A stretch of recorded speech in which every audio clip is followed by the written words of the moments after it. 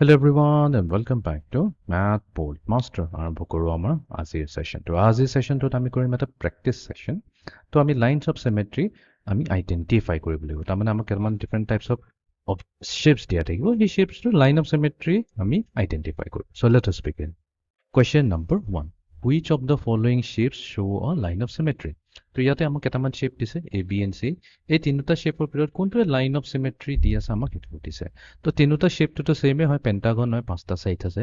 এতিয়া ইয়াতে B and C হ'ব নোৱাৰে B and C কেলে হ'ব নোৱাৰে বিকজ আমি এইটো অলৰেডি চাই থৈছো যদি আমাৰ এইটো লাইন অফ সিমেট্ৰি হয় তেনেহ'লে লাইন অফ সিমেট্ৰি হ'লে কি হ'ব যেতিয়া আমি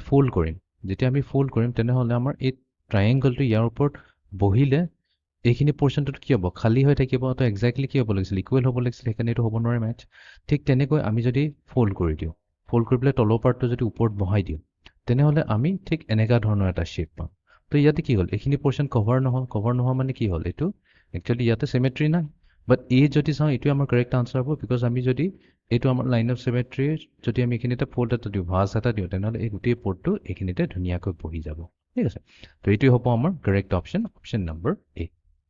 Okay, এতিয়া আমি যাওঁ নেক্সট কুৱেশ্যনটো তো আমাক সুধিছে which of the following shapes show' a line of symmetry তো একেই চেম লজিকটো যদি আমি ইউজ কৰোঁ এ হ'ব নোৱাৰে বিকজ এতিয়া আমাৰ তলৰ পৰ্শ্যনটো ওপৰত বহিলে কেনেকৈ দেখা পাব ঠিক এনেকুৱা ধৰণৰ পাম তো এইবোৰ কি এক্সট্ৰা পৰ্শ্যন ৰখি গ'ল এইটো হ'ব বি আমাৰ হ'বই লাগিব বিকজ তেতিয়া কি হ'ব আমাৰ এই আমি যদি যোনফালে ভাঁজ দিওঁ যদি এইটো লাইনৰ ওপৰত থকা লাইন অফ সিমেট্ৰিৰ ওপৰত থকাটো যদি ভাঁজ দি পেলাই তলৰটোৰ লগত খাপ খুৱাই দিওঁ তেনেহ'লে ধুনীয়াকৈ বহি যাব চি হ'ব নোৱাৰে তো ইয়াতে only option B A correct হ'ব Okay, next question. তো আমাক কৈছে draw a line of symmetry through the triangle by connecting two black dots. তো এই black dotsৰ মাজেৰে এটা line of symmetry এইটো পাছ কৰাব লাগিব such that এই কি হ'ব এই ট্ৰায়াঙ্গলটোক ইকুৱেল পাৰ্টছত দুটা ইকুৱেল পাৰ্টছত ডিভাইড কৰি দিয়ে তো আমি এনেকা ল'ব পাৰোঁ দুটা ব্লেক ডট এতিয়া কৈছে থ্ৰু দ্য ট্ৰায়াঙ্গল তো ডেফিনেটলি ইয়াতে আমি এই পইণ্ট আৰু এই পইণ্টটো আমি ল'ব নোৱাৰোঁ বিকজ এইটো কি হ'ল ট্ৰায়াঙ্গলৰ মাজেদি যোৱাই নাই ন থ্ৰু দ্য ট্ৰায়াঙ্গল মানে ট্ৰায়াঙ্গলৰ মাজেদি যাব লাগিব তো অ'কে মেবি আমি এনেকুৱাকৈ ল'ব পাৰোঁ এনেকুৱা যদি লওঁ এইটো লাইন অফ সিমেট্ৰি হ'ব জানো নহ'ব বিকজ লাইনৰ তলত থকা যোনটো এটা ট্ৰেপিজিয়াম শ্বেপ দিছে আৰু ওপৰত আছে ট্ৰায়াঙ্গল দুইটাটো কেতিয়াও মেটচে হোৱা নাই দেন আমি এইটো এনেকুৱাকৈ ৰাখিব পাৰোঁ ৰাইট এইটো প্ৰব্লেম হ'ব বিকজ এইটো যদি আমি ফোল্ড কৰি দিওঁ তো আমাৰতো এটা সৰু ট্ৰায়াঙ্গলহে ইয়াত আহিব ন বাট আমি যদি এই পইণ্টটো লৈ পেলাই এইখিনিত দি দিওঁ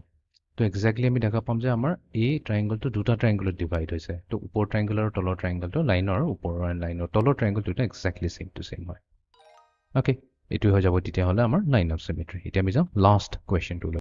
তো এ বি চি তিনিটা শ্বেপ দিছে কোনটো শ্বেপত হ'ব লাগে লাইন অফ সিমেট্ৰি এ হ'ব জানো দেখিলে গম পাই নহ'ব বিকজ এইটো যদি আমি ফোল্ড কৰোঁ ফোল্ড কৰিলে ঠিক এনেকুৱাকৈহে হ'ব কিবা এনেকুৱা ধৰণৰ শ্বেপ এটাহে আহি পেলাই ইয়াতে বহিব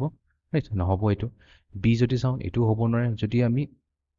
এইখিনিতে ভাঁজ এটা দিওঁ তেনেহ'লে আমাৰ ট্ৰায়াঙ্গলটো কিবা এনেকুৱা ধৰণৰ আহিব এইখিনি এটা পাৰ্ট খালী থাকি গ'ল ৰাইট তো বি হ'ব নোৱাৰে বাট চিটোতো হ'ব চি যদি লওঁ ধুনীয়াকৈ আমাৰ ওপৰৰ পৰ্শ্যনটো তলৰটোৰ লগত বহি যাব বা তলৰটো ওপৰৰ লগত বহি যাব তো ইয়াতে আমাৰ অপশ্যন চিটোৱে হৈ যাব কাৰেক্ট অপশ্যন